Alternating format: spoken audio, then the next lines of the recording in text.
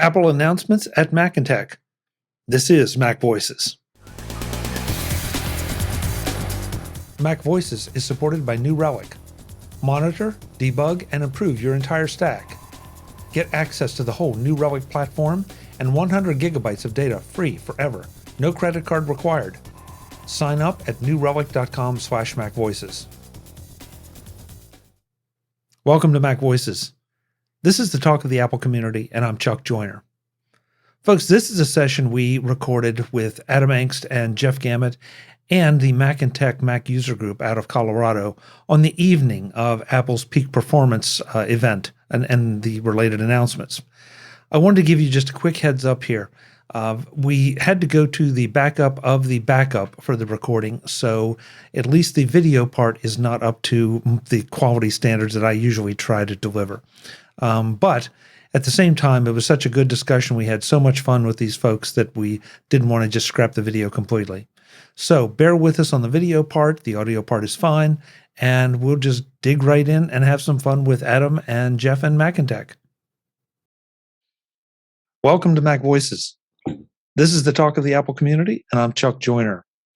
Folks, it's just a few hours after Apple's peak performance event, and we get to spend some time with the MacinTech Apple User Group in Colorado. MacinTech, it's great to see you. Thanks for having us. Good to have you. And so also as featured presenters tonight, we have Mr. Adam Engst of Tidbits. Adam, great to see you. Loving New York. You know, I had to go retro for tonight. Oh, is that it? Okay. Developer party from, I don't know, you'd have to read the back of I can't read the back of my t-shirt. No, it's too small. Darn. Yeah. It's one of those things. But do you want to take it off and read it to us? No, please don't. Well, no. That's okay. Yeah. MacVoices After Dark again. Also joining us will be Mark Stevenson, a MacinTech member and an expert in his own right. Mark, good to see you again. Thank you. And we hope to have Jeff Gamet joining us. We're not quite sure where he is, but I'm hoping that he will show up any second now. Twisty little passages. He got lost in the twisty little passages. Yeah. All alike. What is it, the pipes? No, Colossal Cave. Come on, let's go further back. Oh, okay. So, Adam, we had a number of announcements today. I'll let you tell me where you want to start, because I know I'm afraid to jump right to the big one because then everything else will be sort of after the fact. Well, I mean, we could just dispense with the easy ones. I mean, the iPhone SE and the iPad Air. I mean, you can't use the word speed bump quite anymore the way we used to. I mean, that used to be the term when they're, Apple would come out with a new model that just were like, oh, it's a little faster. But there's a number of things they do nowadays. So I've been playing with the term spec bump, which is, it's not really very interesting. It's just new in about 3 or 4 different ways that make it better than the previous version, but not revolutionary in any way, shape, or form. So iPhone SE, iPad Air, nice spec bumps. I think the most interesting thing about these is to encourage interest is Apple comes up with new colors. The units themselves or the cases that things go into. Because the spec bump, as you said, Adam, isn't all that interesting, but the colors for some people are. Yeah. I mean, realistically, these spec bumps are important from the standpoint of keeping the product lines making sense. So all too often you get into a situation because Apple has, just different cadences for different models. And so you'll end up in a situation where like the previous iPad Air was feeling a little long in the tooth compared to the iPad Pro above it and the iPad below it. And so suddenly that didn't make a lot of sense as far as the, oh man, if I'm going to update to, something more expensive than the iPad, I'm stuck with the iPad Air with the A14. That feels old. And so what this does is it brings the product line back into a state of making sense. And that'll continue until one of the other machines, bumps, and then, again, will seem slightly more or less attractive based on what those changes are. So nobody talked about the fact that St. Patrick's Day is coming up, and that's what they're touting for the new Apple iPhone 13s is the new green colors. Green. Yeah. Didn't even think about that. You know, when they showed missed the date. Yeah, when I saw the ad for that, though, I mean, all I could think was alligator. I mean, there was definitely some alligatory looking things in that ad that they showed, and then all I could think was, this is dating myself, Miss Piggy in the Muppet Show going alligators. So, but nonetheless, yeah, green, right? Green and alpine green. In case that's not enough of a difference, whatever. So Jeff And Gamet, look who snuck in. yeah, Jeff Gamet made it in. Jeff, good to have you. It's great to be here. Apparently, Zoom just didn't like letting me in, so I had to try again, and here we are. Yeah, good to have you in. Good to have you in. We're just talking about alligators in the new iPhone for some reason. Yeah, the Boba Fett phone. Yeah. Yeah. Yeah, I don't want to give short shrift to the SE spec bump, Adam, to use your phrase, because this felt like it made the SE continue to be relevant, where it could have just slipped out of relevance. And I'm not sure that the M1 chip really makes that much difference to the people that are buying that. I think the camera upgrade is what will keep that relevant. Yeah, Chuck, I think the important thing that Tim talked about was the percentage of people who are buying these things that have never had an iPhone before because of the low price point and affordability. And yet you still get updated chips at a lower price to get somebody introduced into the ecosystem. What I think is potentially more interesting about it, Chuck, actually, is if you look at, again, the dates. So the original iPhone SE was based on the iPhone 5 industrial design and was essentially an iPhone 6S, if I'm remembering correctly, and in terms of its hardware. And then it stays dormant for years. It was quite a few years. That we were stuck with that. And people loved it. That was a really popular device. But so the second generation iPhone SE comes out, I think, 2 years ago. And because I remember my wife got it and then was a little miffed when the iPhone 12 mini came out, in September after the April release of the second generation iPhone SE. So we've only gone 2 years with the second generation iPhone SE to the third generation, which says that Apple feels that this is a really relevant way of keeping, as Mark noted, the low end of the market, the people who are looking for a less expensive iPhone, keeping them interested, keeping them coming into the system, which is also more important because, let's face it, on the high end, the iPhone's gotten pretty expensive. So, they used to not be quite such a spread, but now we're talking, $429 to, gosh, what's an iPhone 13 Pro Max? Isn't that like $12.99? Yeah, I saw an article today in one of the rags that said that you could max the new one with a terabyte as much as $1,600. Yeah. If you really maxed a Pro 13 with the terabyte option now, $1,600. And so it's really useful to have an iPhone that $429 is obviously up a little bit. It used to be $399, but to a certain extent, everything has gotten more expensive. So I don't think we can quite complain too much about a $30 change in that regard, just given inflation and whatnot. But yeah, that's a big difference. And my experience with people with iPhone SEs is they tend to hold on to them for a long time. They are not the upgrade every year or two. So, so it may also be that, you pay your $300-400, whatever, and then you hold it for 4 years, as opposed to the people who are buying the iPhone 13 or 13 Pro and, paying $800,000 and holding it for a year or 2 years. So it's just a different market for Apple, and it's an important one for them to get. They do need to have both ends. Adam, you nailed something that I think is really important, and Apple knows their demographics and who's buying what. It's the lifespan of the iPhone SE and the type of people that are buying it, which includes a large number of people outside the United States, which is easy to forget because of where we are. by bringing the iPhone SE up to the A15 processor, Apple is setting up this iPhone to be usable for a much longer period than what they would have done had they gone with say an A14.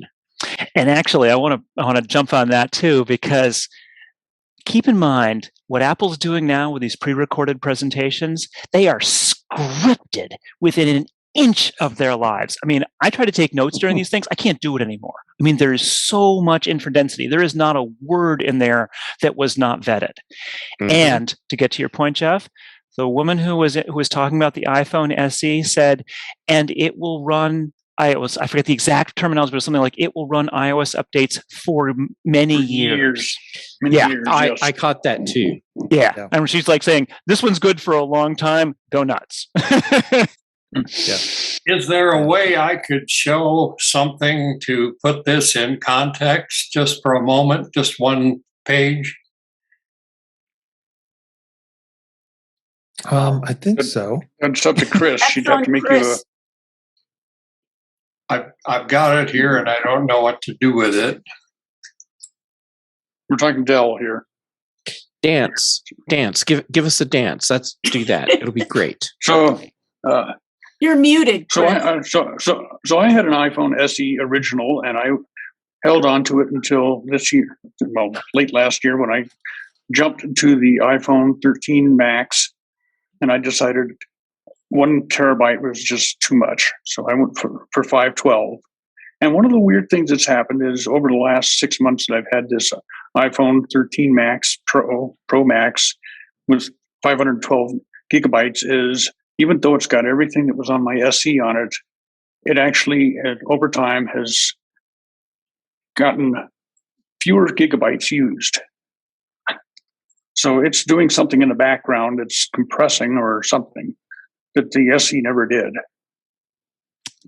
And that may be something that...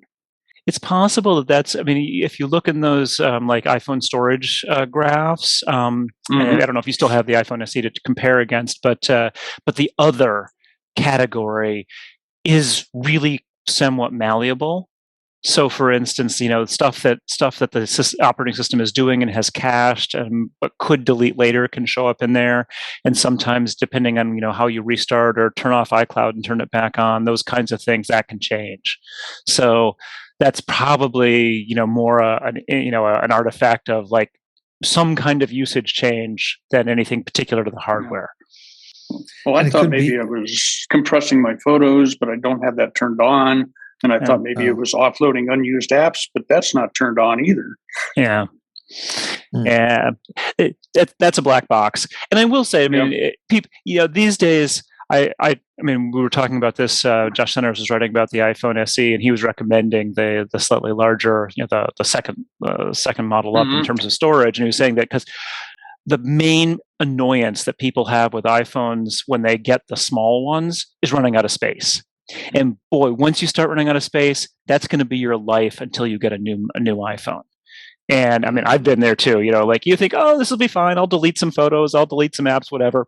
And it just comes back 3 weeks later or a month later, and you're doing it again. And so that is, it's a little frustrating when you have like the jump from 64 to 256 gig. You're like, that's a big jump. I really want the one in the middle. But it is often worth getting the 256 in that case to avoid that pain. If you're close to filling up an iPhone or an iPad, don't get one that's the same size. Because the new iPhone and the new iPad, any pictures you take are going to be larger. I mean, automatically. So right away, you're going to start chewing up more storage per picture. And I don't think any of us really think about that now. But I just had a situation where I shared a photo of a receipt with someone at work to get paid for it. And it was 3.2 megs. And she's like, well, what do I do with this? She only needed something down in the case. So we resized it. But, it was the photo I shot was full size, and therefore it was taking up all that room. Always scan instead, Chuck. Yeah, well, that didn't occur to me because I was in a hurry and they were demanding getting paid. And so, what are you going to and I wanted to get paid. What? Scans are smaller than the pictures? They can be. Depends a little on how it works, but basically, yeah, if you go into the Files app and and tap the ellipsis button and then choose Scan, you'll get a PDF as opposed to a JPEG or an HEIC, and that can be smaller, particularly depending on like if there's a lot of stuff in the background that the photo is going to have. If you can't really get tight on the receipt itself. I do that sometime, and I have to do some images of receipts as well. So I've had the same frustration of like, oh my gosh, I can't believe I'm wasting that amount of space on this tiny little piece of paper. Today's edition of MacVoices is supported by New Relic. Monitor, debug, and improve your entire stack. Get all the details at newrelic.com/MacVoices. When your phone delivers an alert from work at 9 p.m., it's never a good thing. If you're a software engineer, it probably means that it's going to be a long night. Is the front end broken? Is the back end broken? Is it a bug from your last deploy? Whatever it is, it means that you're going to have to start looking for it, find it, and fix it. So you alert your entire team, disturbing their night as well. That all could be averted if you were using New Relic. New Relic combines a total of 16 different monitoring tools that you could buy separately, but are much more effective when they work together under New Relic. With those tools, you can see across your entire software stack, all in one place, and find problems right down to the line of code. That means you can find it, fix it, and get back to what you were doing before the alert. The dev and ops teams at companies like DoorDash, GitHub, and more than 14,000 others use New Relic to debug and improve their software. Shouldn't you be doing the same? That next 9 p.m. call is just waiting to happen. Get New Relic before it does. And you can get access to the whole New Relic platform and 100 gigs of data free forever, no credit card required. Sign up at newrelic.com/MacVoices. That's New Relic, NEWRELIC.com/MacVoices. newrelic.com/MacVoices. Thanks to New Relic for supporting MacVoices. Exactly. So how about the iPad? Del, Oh, sorry. Del, Go did you ahead. have something to show? Del, were you going to show us something? Were you going to show us something? I think maybe I can do it this way. Let me just print this out for a moment. Okay. I believe I don't really know how to bring it up. Is there a way to bring it onto the screen? Yeah, you Share share your screen. Share screen? Uh-huh. Yeah, it should be a green button. Right, the big green button Big right green at the button. bottom center. Okay. And then it'll ask you what you want to share, and you click on it. Chris, did you give him sharing capabilities? Yes, I did. I don't Okay. I don't see, maybe that's it.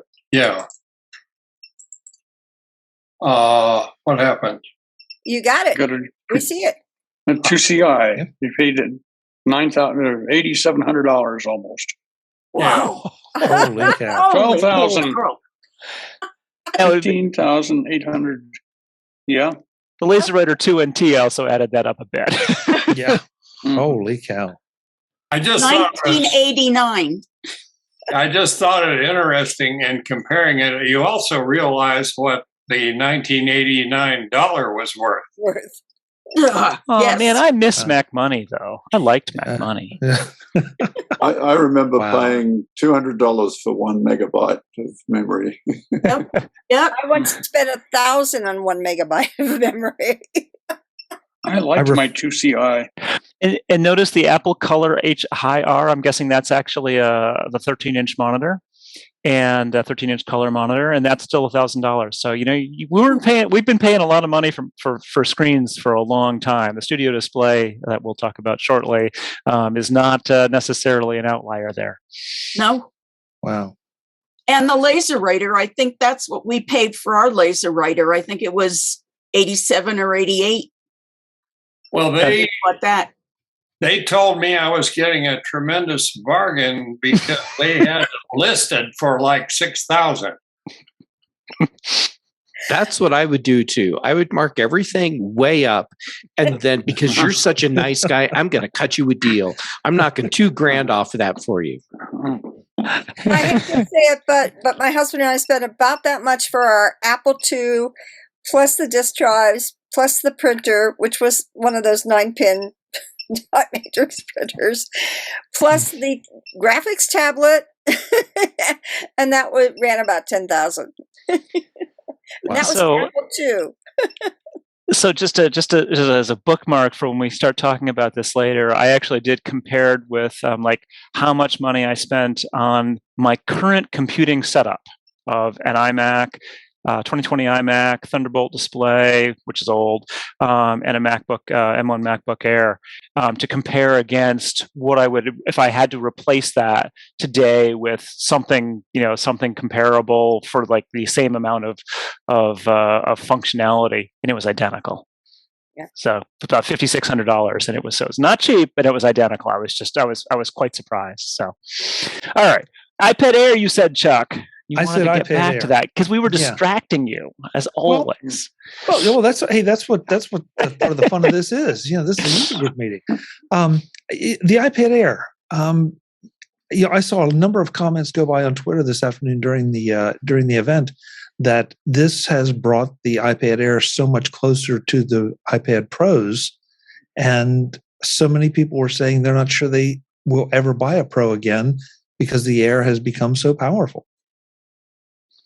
The only difference I see is the 120 hertz display on the Pro. I mean, if you look at the smaller Pro versus the iPad Air, I think yeah, I mean, you're not wrong. I mean, the other one I noticed is it's USB-C versus Thunderbolt in the Pros. But I think we're also hitting a little bit of the, again, the cadence issue that the Pros are the next ones up. Right. And so, Apple will presumably have something to do with the Pros. And I'd have to go back and look and figure out what their usual release date is. But they'll have something to make the Pros stand out more from the iPad Air in their next revision. So, I mean, I personally think that Apple's somewhat backed themselves into a corner on the iPad just because they haven't yet, at least as far as I've ever seen in the real world. I mean, obviously, the world of Apple videos is a different story. Come up with a reason why you need all this performance in an iPad. That's a big problem. Yeah. And right now, the answer is you don't need all that performance in an iPad because there's not really any applications that can truly take advantage of the horsepower. And the operating system doesn't do anything to truly take advantage of that either. So as of today, it's very hard for me to recommend to someone an iPad Pro when we have the iPad and the iPad Air, and they're so incredibly powerful and capable. But, for most people, the iPad Pro is not the right option now. Chuck, I recommended. Go ahead, Mark. Sorry. Yeah, I recommended an iPad Pro to a customer here who was relatively new to the Apple platform recently here. And the reason he picked an iPad Pro was because of the larger screen size. The 12.9, yeah. He did. Okay, that's valid. Yeah. So that was his reason, that he needed the larger screen size. He did music, things like this on it. And he rather than a standalone separate screen, which he had, and he could have done whatever he wanted, the larger screen. So that dictated his choice.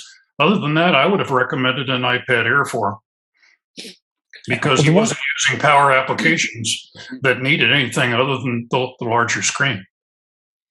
The one thing I might disagree with Jeff on is LumaFusion, because I think LumaFusion would definitely benefit from the power of the Pro, as well as the screen real estate, of course. But that's, and for those of you not familiar with LumaFusion, it is it's really not fair to say this, but I'll do it anyway. It's Final Cut on the iPad. In fact, in places, it's superior to Final Cut because it has some amazing things built in that Final Cut does not, and it does it on an iPad. So that to me is one of the first and unfortunately maybe only super power apps out there. And you say that, and as you're saying it, I realize, yeah, I'm a LumaFusion user. It is actually the only video editing platform I use. I do not edit video on my Mac. I do it on my iPad Pro. What about AR? Jeff Do you does these think things. that there's anything AR coming down the pike with an AR for the iPad Pro? I'm sorry, I have a hard time with AR because every time Apple demos it, they're always showing people going like this. Kind of, like looking at that table, they can see all that stuff on the table. Like, oh, come on. Like, no one is going to ever do this. The ergonomics of being bent over your little phone or your little iPad, it's just ridiculous. So, I mean, yes, AR is the future. AR is going to be the future until it actually happens. It hasn't happened yet. Well, and am I going to go? I disagree with that. Am I going to go around like disagree with this that. with my iPad, doing the AR thing? The phone is bad enough, but this is crazy right here. Yeah, that's not happening. Sorry, Robert has it as a counterexample. Well, actually, yesterday I was blessed with the opportunity to get a tour of Lockheed Martin's virtual labs. And they are using their iPad to do things like teach technicians how to put boxes onto the Orion spacecraft. And it's, as far as they can see, it is full scale. And they're using their iPad as the machine behind it. And it's just absolutely amazing what they are doing with that. And my wife said she was so glad she went through that tour. She could not believe what is going on down there now. Interesting. I turned to the person going to the doing the tour, and I said, "I'm a dinosaur now." So to be fair, I do think that AR is again the future, and very much AR rather than VR. I'm not a fan of the Oculus headsets and things. I've tried them a couple of times, and they're impressive in what they do, but I'm sort of philosophically opposed to the concept as well. But with AR, I think we're really waiting on the much rumored glasses. That you need to have something where you do not need to hold a screen in front of your face to be able to augment the reality around you. As soon as you're holding a screen in front of your face, it's not really augmented reality. And so at the point where your glasses are simply having objects, virtual objects added to the scene, that's when it will just be much more interesting. And I think the Lockheed example shows the kind of thing that we'll probably be able to jump to that fairly quickly. That if you were a technician and you're working in this space, and suddenly there's these virtual objects, and you can see how to put them into place, without having again to have a whole other thing standing in your hand. I think that's going to be a big deal. And rumors have that being maybe next year. So we'll see. It does feel to me like it could be next year. It could be 2 years or more before Apple feels like it's really ready. Where Apple is today with AR, and Adam, you're totally right. The whole ergonomics of having this little screen in front of you and doing just this thing where you're bent over. I mean, that's horrible. But I think Apple's going about this the right way, because instead of doing like Google did, where they created a product, Google Glass, and then expected people to adopt it as developers and then get the public involved, Apple's coming at it from the other side. Let people use the hardware they already have and develop for that, and let users get at least familiar, even if they're not really all that comfortable with the concept of AR and how they can use it today. And then when Apple rolls out something like their version of glasses, then they'll be in a much better position for adoption. Developers will already have support, and users will already be familiar and comfortable with the concept. Yeah, absolutely. And whoever said that they were a dinosaur, I may flip that around a little bit and think about anybody remember the Apple Quick Take camera? Oh, I love the Apple Quick Take. The binoculars. Yeah, I mean that was so cool, and then we got motion and video in QuickTime, and it was a postage stamp, but we had motion video. Oh my God! And now we would laugh at it, and you would never even. I mean, TikTok and Facebook are light years better. And now we're looking at all these postage stamps right on our screen in front of us. Oh, sorry. Yeah, that's a fair point, Adam. But the postage stamps here are much higher quality than that was. And yet, so that's where we started, and I feel like that's where we are with AR, and the theorized Apple glasses. That that's going to be the quick take, and 5 years, 7 years, 10 years farther down, it's going to be amazing. But when we get it, it's going to be amazing for what we're used to now. And especially once you get that 12 megapixel camera in the studio display to bring it back to the topic. Yeah. And it doesn't even cost $12,000. Right. We're back in the next edition of MacVoices with MacinTech to talk about the meat of Apple's Peak Performance event. That includes the M1 Ultra, the Mac Studio, and the new Studio display. I hope you'll join us for that part of the discussion. It's a lot of fun. Until then, and as always, I'm Chuck Joyner. This is MacVoices. Thanks for watching. Visit MacVoices.com for show notes and to connect with Chuck on social media. Get involved in our Facebook group or like our Facebook page, and get more out of your Apple tech with MacVoices Magazine, free on Flipboard and on the web. And if you find value in it all, consider supporting us through either our Patreon campaign at patreon.com/MacVoices, or by making a one-time donation via the PayPal link on our front page and in the show notes of each episode. You will join these fine people who help bring you Mac Voices.